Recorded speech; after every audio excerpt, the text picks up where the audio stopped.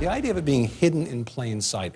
This theory is kind of out there, but in the absence of other evidence, this is one of the reasons people are talking about it.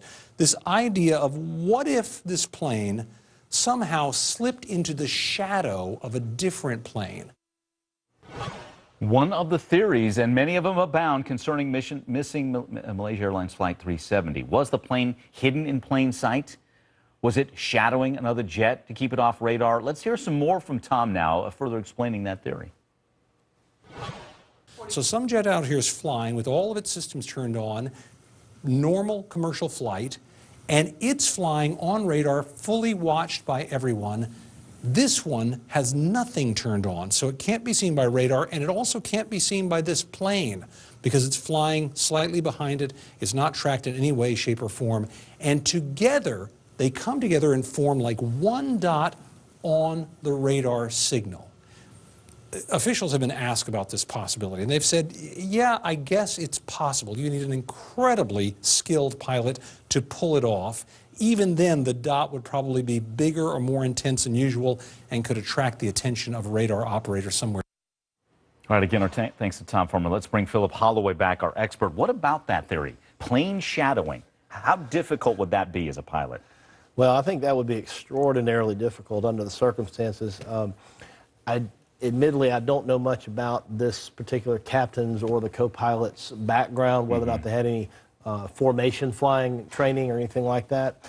But they would have to know a lot about formation flying, and not just formation flying in the dark, completely in the dark at night, and with everything shut off.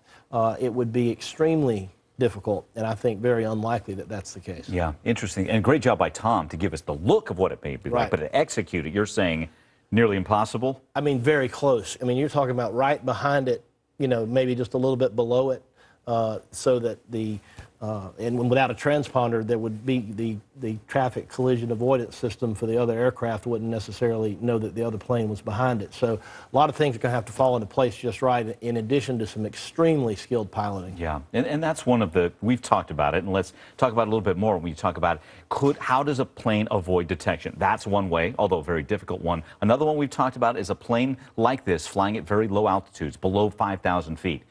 Why is that out there in the sense of this 5,000-foot level? Does a plane become less detectable, and if so, why at that?